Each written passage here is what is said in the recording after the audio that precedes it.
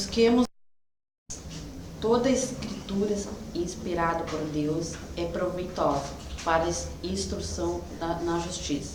Paulo 2, 3.16. Procura a ideia pelo valor que lhe é próprio. Quando a moeda comum te vem às mãos, não indagas de onde proveio. Ignoras se procede da casa de um homem justo ou injusto. Se esteve antes a serviço de um santo ou de um malfeitor. Conhecendo-lhe a importância, sabes conservá-la ou utilizá-la com senso prático. Porque aprendeste a perceber nela o selo da autoridade que te orienta à luta humana. O dinheiro é uma representação do poder aquisitivo do governo temporal a que tu submetes. Por isso não lhe discutes a origem, respeitando, aproveitando na altura das possibilidades com que se apresenta. Na mesma base surgem as ideias renovadoras e diferentes, porque existem, sejam elas subscritas em suas exposições por nossos parentes, amigos ou particulares, a fim de que produzam o efeito salutar que esperamos delas em nós, ao redor de nós.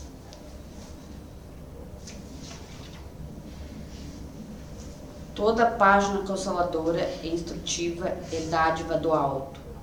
Não importa que os pensamentos nela corporificados tenham vindo por intermédio do espírito de nossos pais terrestres, ou de nossos filhos na carne, de nossos afeiçoados ou de nossos companheiros. O essencial é o proveito que nós possa oferecer. O dinheiro com que adquires o pão de hoje pode ter passado ontem pelas mãos do teu adversário maior, mas não deixa de ser uma bênção para a garantia de tua sustentação, pelo valor de que reveste. Assim também a mensagem de qualquer procedência que nos induza ao bem ou à vontade é simples, valiosa e santa em seus fundamentos, porque, usando em nossa alma e em nossa experiência, podemos adquirir os talentos eternos da sabedoria e do amor. Por tratar-se de recursos salvador nascido da infinita misericórdia do nosso Pai Celestial, busquemos a luz, onde se encontre a treva não nos alcançará. Assim seja.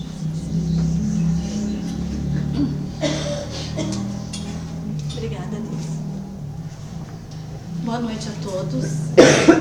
Sejam todos bem-vindos nessa noite fria. Nós vamos sair daqui aquecidos com a palavra de Jesus em nossos corações.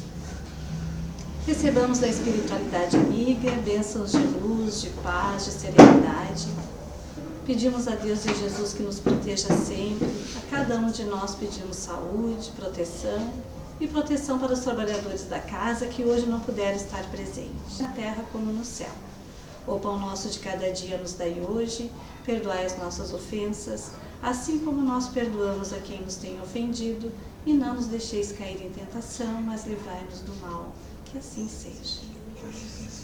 Hoje, para a nossa explanação doutrinária, nós temos o nosso dirigente da casa, nosso companheiro de ideal, o senhor Feijão. Vibremos positivamente para que ele passe para nós tudo que ele estudou com muito carinho.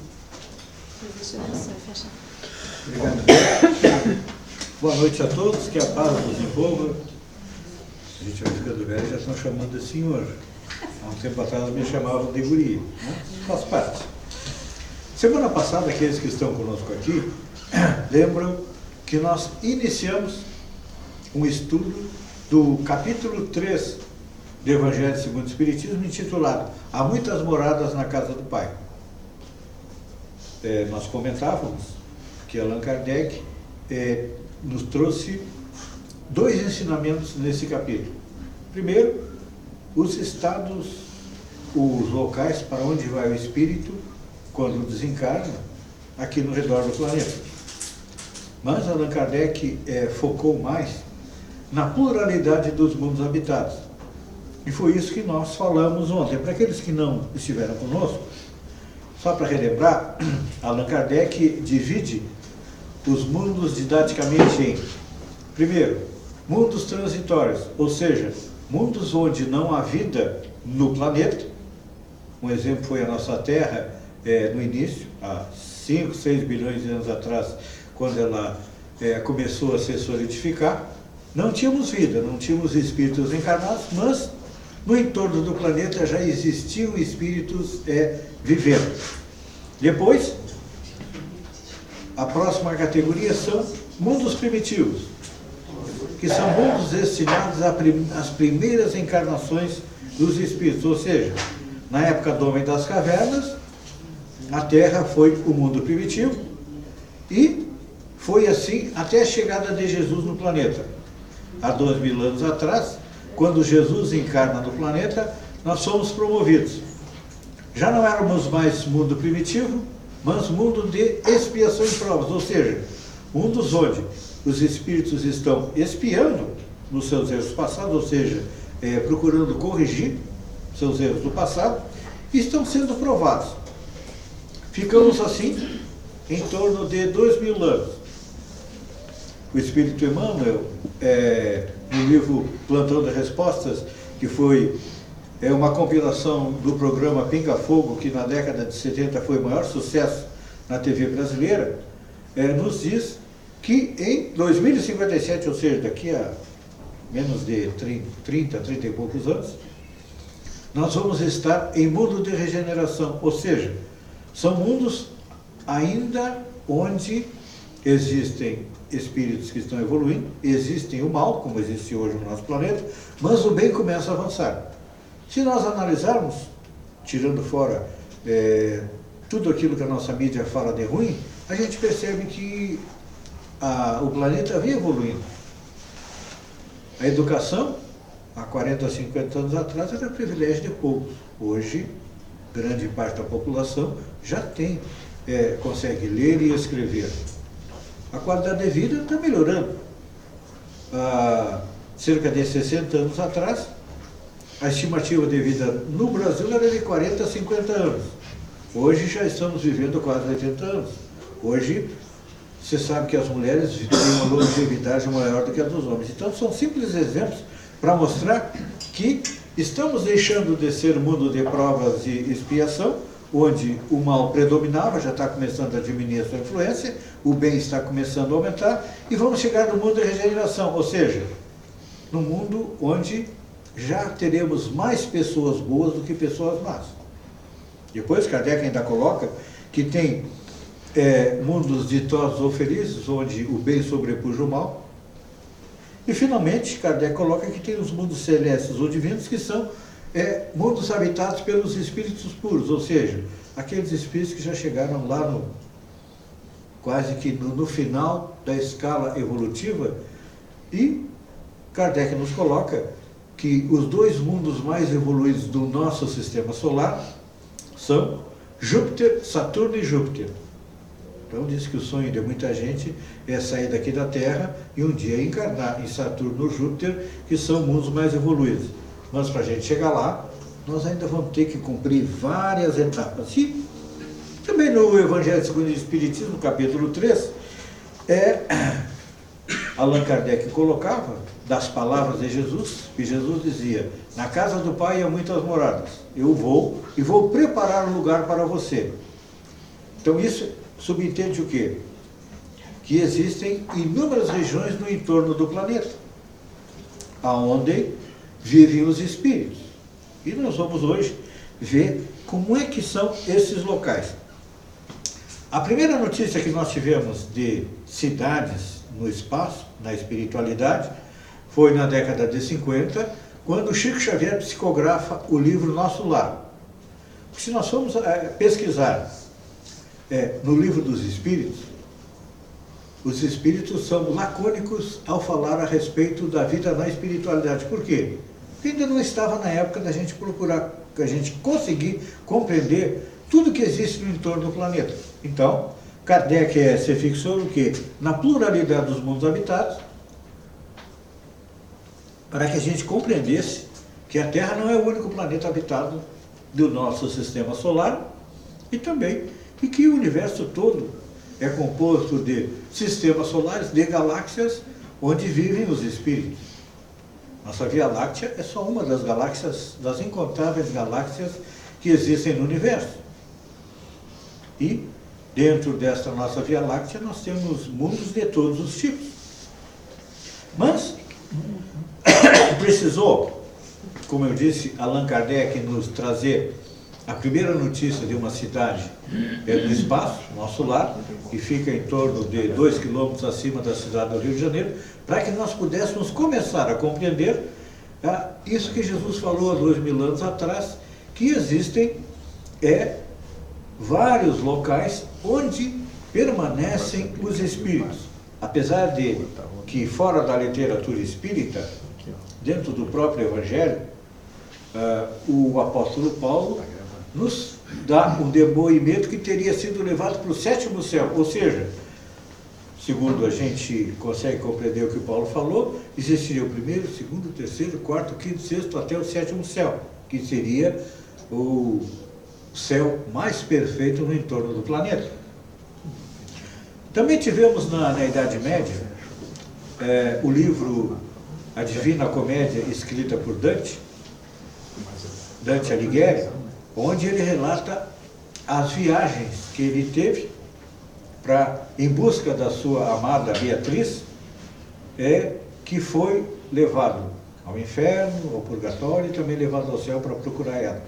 Então, todas essas narrativas já existiam a respeito de como que é a vida na espiritualidade. Mas precisou a doutrina espírita evoluir para que, por exemplo, os continuadores de Allan Kardec, Leon Denis, no livro Invisível, nos fala das cidades espirituais. André Luiz, além do livro Nosso Lar, que mostra como é que é a vida nesta cidade, traz também depoimentos de como é a vida em outras cidades, no livro Libertação e Evolução em Dois Mundos. A Ivânia Pereira, que escreveu o livro Memórias de um Suicida, também nos traz descrição de uma cidade na espiritualidade. O Divaldo Pereira Franco, no livro Nas Fronteiras da Loucura, também nos traz esclarecimentos a respeito de como é que é a vida na espiritualidade, e o próprio espírito Caibar Schutel nos traz notícias de uma outra cidade bastante conhecida, que é Alvorada Nova. Então, hoje, o nosso esclarecimento ele se baseia no livro Cidade do Além, que foi psicografado por Chico Xavier e Igorina Cunha, que foram os médiuns, dos espíritos André Luiz e Lúcio, onde ele nos traz um panorama de como é que é a vida na espiritualidade. E a partir desse livro, que tem desenhos, um livro bastante sucinto, nós fomos em busca de uma outra obra, do Mário Frigeri, As 7 Esferas da Terra, onde nós vamos procurar dar uma pincelada rápida de onde nós estamos, onde nós estivemos e para onde nós podemos ir. Claro que a gente sabe que a evolução, cada um de nós faz a sua evolução, e à medida que vai fazendo a sua reforma íntima, diminuindo o egoísmo, diminuindo o orgulho, se transformando em pessoa melhor, o que vai acontecer? Nós automaticamente vamos ser elevados para outras esferas. Então, segundo o Mário Frigeri, vamos começar primeiro nas 4 esferas inferiores. Diz Mário Frigeri que existem as trevas e o abismo abaixo da crosta terrestre, ou seja, nós aqui estamos na crosta terrestre.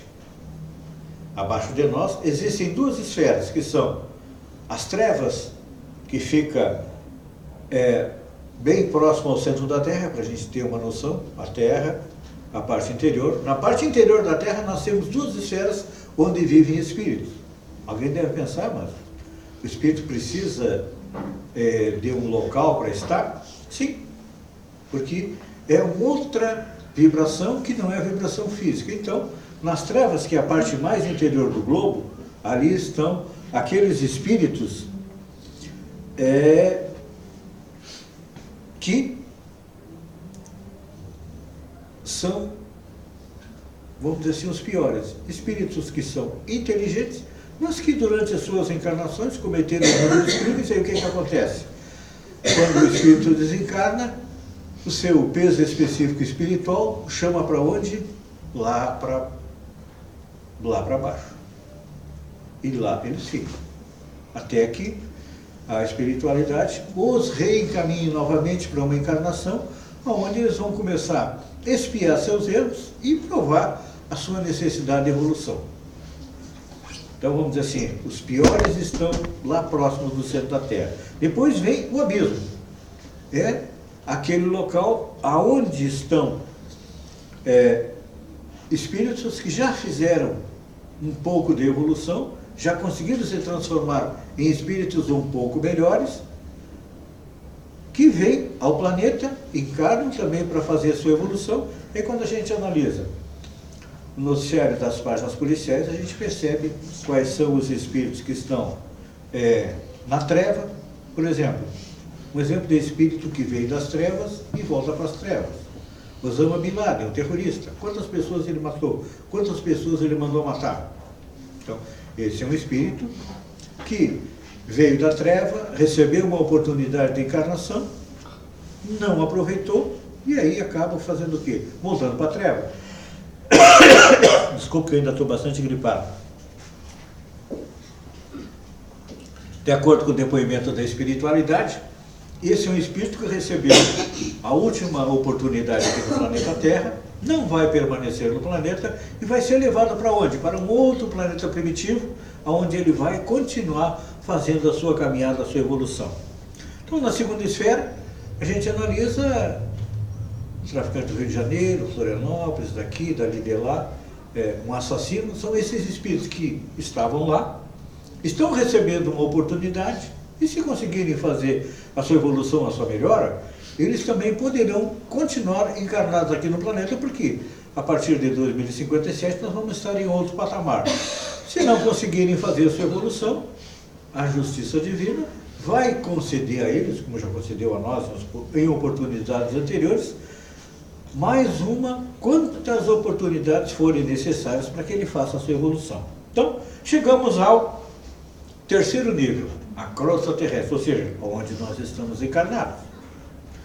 Eu diria que aqui nós temos aí a grande maioria dos encarnados, nós temos 7 bilhões. Desencarnados tem 3 vezes isso, algo em torno de 21, 22 bilhões. Então, na crosta terrestre, ou no entorno da crosta terrestre, estamos nós, que estamos recebendo uma oportunidade de crescimento, de evolução, e estão junto de nós também aqueles espíritos que têm uma evolução semelhante a nós. Porque a gente analisa os espíritos de acordo com as suas necessidades, de acordo com aquilo que eles gostam. Por exemplo, quem está em um templo religioso, não importa que seja uma casa espírita, um templo católico, um templo evangélico, um templo de Umbanda, um templo muçulmano, são o quê? São espíritos que estão procurando fazer a sua evolução. Então, quando a gente morre, a gente vai ficar por onde? Vai ficar por aqui. Muitas vezes a gente vai ficar na nossa casa, vendo a família brigar por aquilo que nós deixamos. Às vezes o morto nem foi enterrado e a família já está disputando a herança. Isso é normal, porque nós somos espíritos ainda egoístas e orgulhosos. Acreditamos que as nossas necessidades são maiores que as necessidades da maioria das outras pessoas. Então, por isso que muitas vezes nós sofremos. E Deus nos dá, muitas vezes, a prova da riqueza ou da pobreza para testar a nossa capacidade de evolução. E depois da crosta terrestre, nós temos o quê? Que os espíritos chamam de umbral. Seria uma faixa que fica entre a crosta terrestre e, acredito eu, em torno de 7 a 10 quilômetros de altura, que é chamado de umbral, que é para onde também, depois de desencarnado, nós que temos um pouco de conhecimento já, vamos. E é aonde está a grande maioria das cidades no entorno, não só no Brasil. A gente pensa assim, não, no Brasil tem o Nosso Lar, tem a Alvorada Nova, tem a Colônia dos Girassóis ali perto de Gramado. Se vocês procurarem na internet, vão encontrar um mapa do Brasil, onde aparecem as grandes cidades e a sua área de influência. Nós aqui em Santa Catarina, eu diria que nós estamos na área limite entre a influência de uma cidade do Paraná, que eu não lembro o nome, e a Colônia do Girassol, que fica aqui sob Gramado. Então, quando nós encarnarmos, nós vamos ficar por aqui. Quem já viu o filme Nosso Lar, conhece como é que é a geografia ou a atmosfera do umbral. Uma atmosfera de dor, de sofrimento, porque a maioria dos espíritos que morrem, morrer o que é? Morrer significa deixar o corpo e o espírito continua. Eles não têm consciência da sua condição e muitas vezes ficam por aí caminhando, vagando, perambulando. Muitas vezes quem sofre acidente fica um bom tempo ali junto às ferragens, até ser recolhido pela espiritualidade, ficam por aqui e depois são levados, muitas vezes no grupo mediúnico, para ser esclarecido, para continuar na sua caminhada. Então, no umbral, nesta faixa, estão os espíritos mais ou menos no nosso patamar evolutivo. E é para lá onde nós vamos. E é onde nós vamos encontrar nossos amigos e nossos familiares. Mas, a partir do momento que nós fazemos a evolução, e a gente muitas vezes recebe mensagens de espíritos mais evoluídos, acima dessas 4 faixas iniciais, a treva, o abrismo, a crosta terrestre e também do umbral, nós temos o quê? A área de artes e ciências.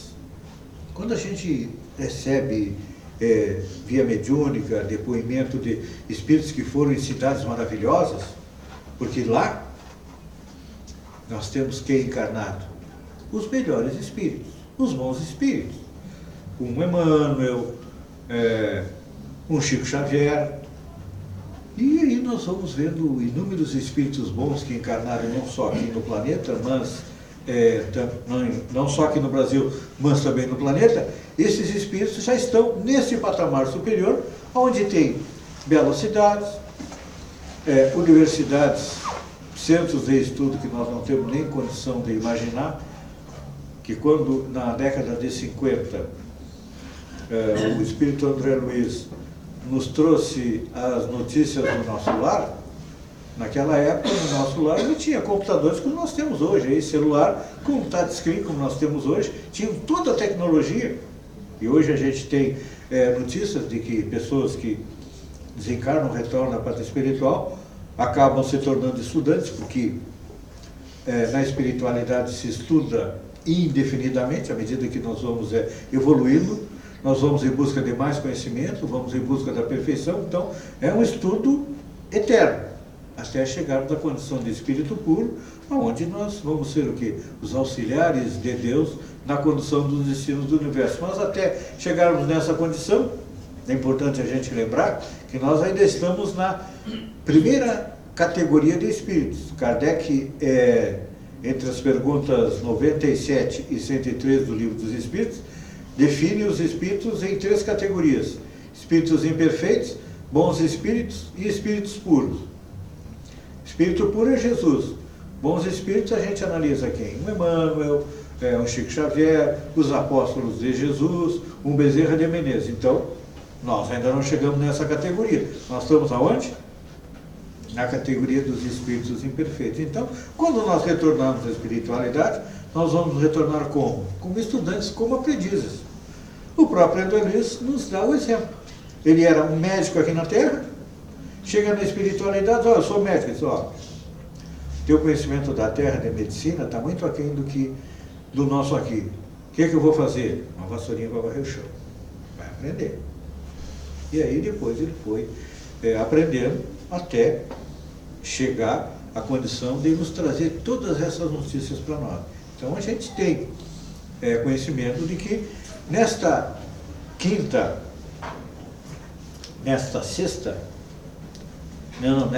área, artes, cultura e ciência, é onde os nossos cientistas encarnados vão em busca de conhecimento para fazer o quê? As descobertas aqui do planeta.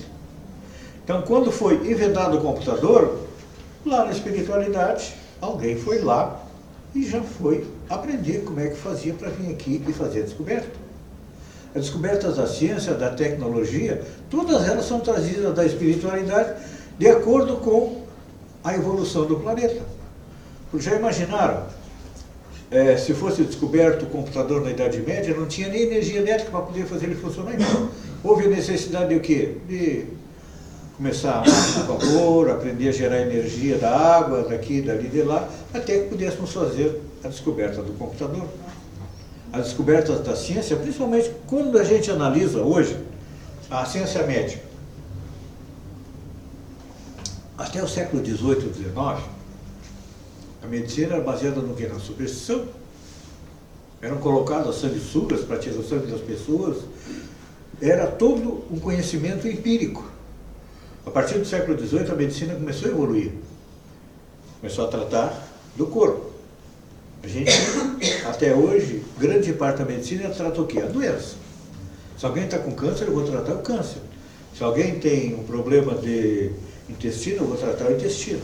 Só que hoje, a partir do conhecimento que nós estamos tendo da espiritualidade, a gente sabe que não existem doenças. Existem o quê? Doentes. E hoje a gente sabe que aquela pessoa que é extremamente negativa, já foi constatado pela própria ciência que a probabilidade dela adquirir um câncer é muito maior do que alguém que tem um pensamento positivo. Uma vida mais alegre, mais feliz. E a gente sabe que hoje os nossos estados de espírito acabam influindo no nosso corpo. Só que essas descobertas foram feitas a partir de quando? A partir do momento que a gente tem condição de compreender isso aí. E todas essas descobertas vêm de onde? Vêm dessa esfera, da arte, cultura e da ciência. Depois, nós ainda temos a sexta esfera no entorno da Terra, que é a esfera chamada de amor fraternal. É aquela esfera que já passou da parte da arte, da ciência e da cultura, são espíritos mais elevados que já vivem o amor. Um exemplo,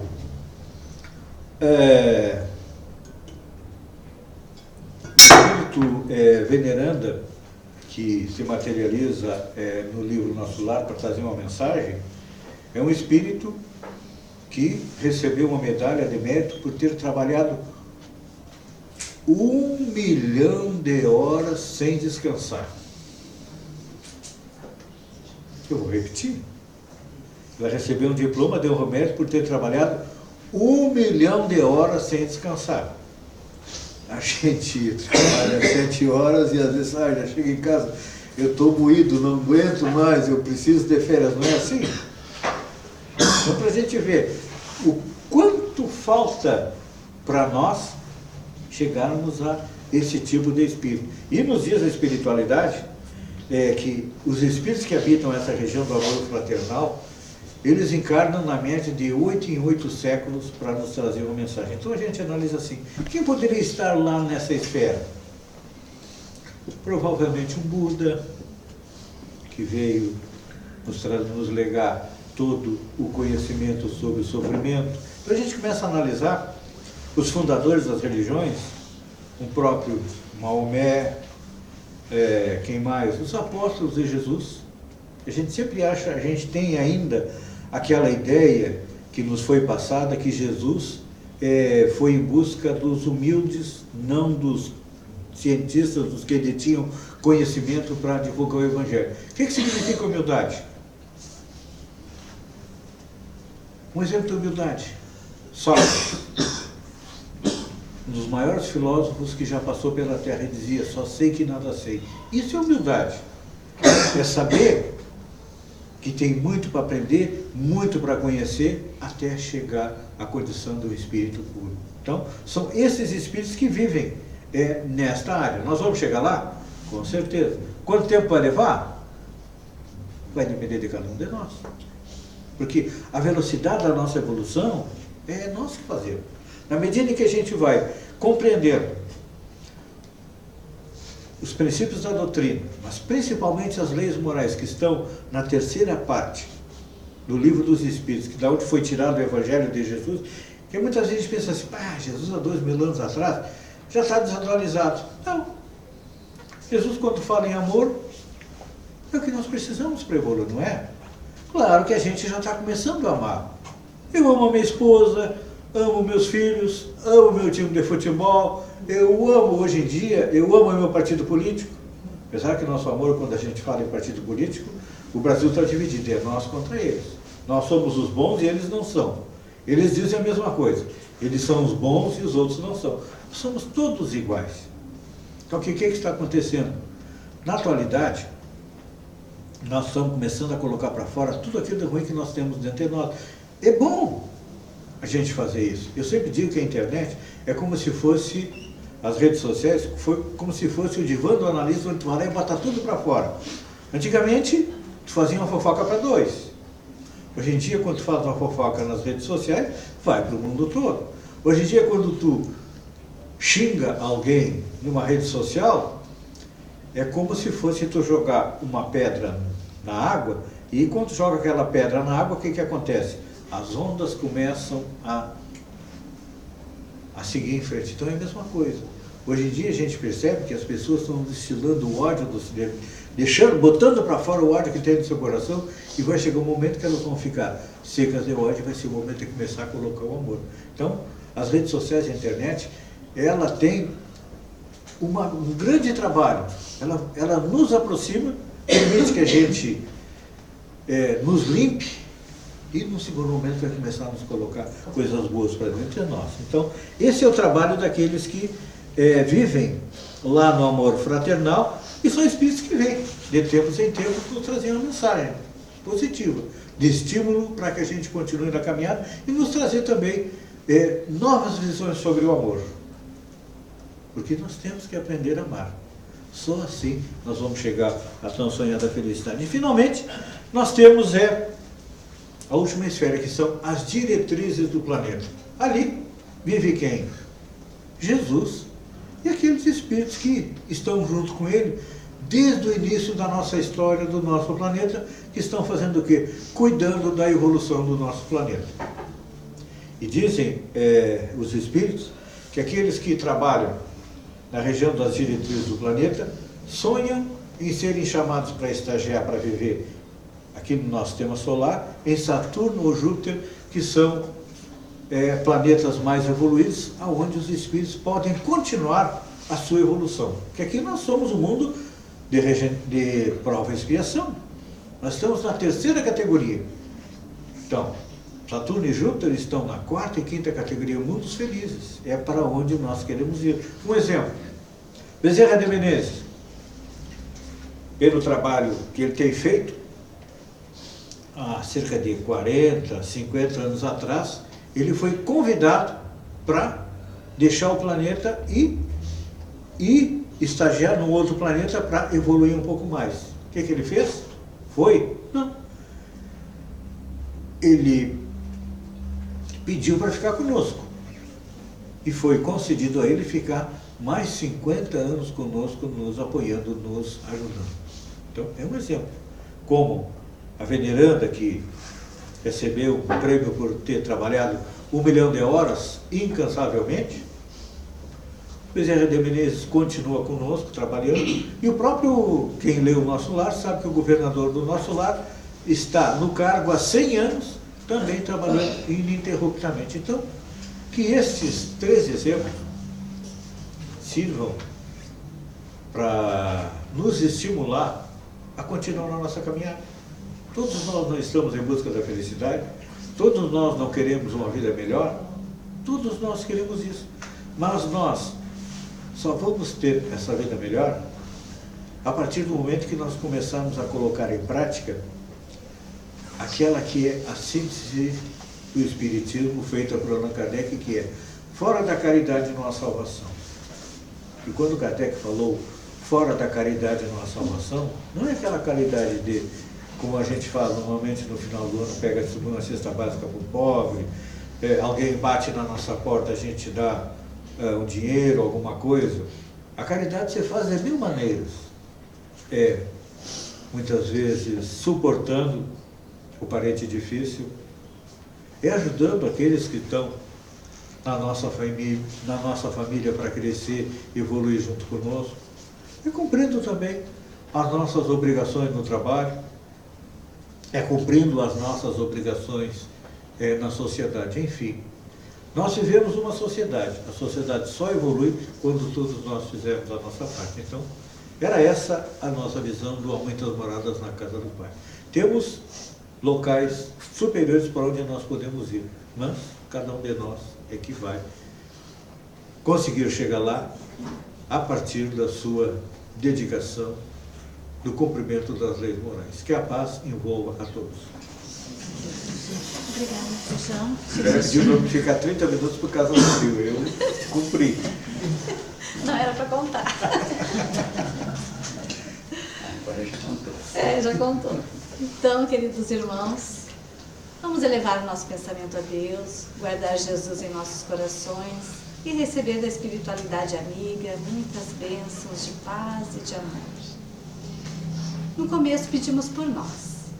Nesse momento vamos pedir que a luz emanada das nossas orações vá até os nossos lares, dando proteção aos nossos familiares que lá ficaram, aos hospitais, levando a cura, o consolo para os doentes que lá estão, até os presídios, levando resignação, perdão, arrependimento, a nossas ruas, nossos vizinhos, nosso bairro, nossas crianças, nossos animais, enfim, todo o nosso país, nosso planeta.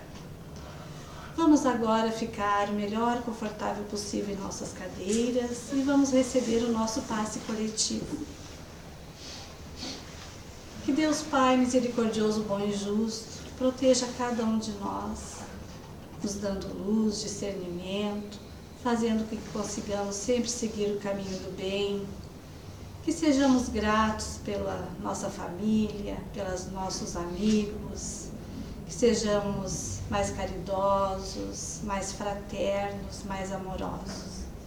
Vamos pedir que a espiritualidade amiga derrame naquelas aguinhas das pessoas que ali as trouxeram, os fluidos salutares para a matéria e o espírito, também muita luz, dando proteção também àqueles nomezinhos que estão na nossa caixinha de orações, encarnados e desencarnados, cada um dentro do seu merecimento.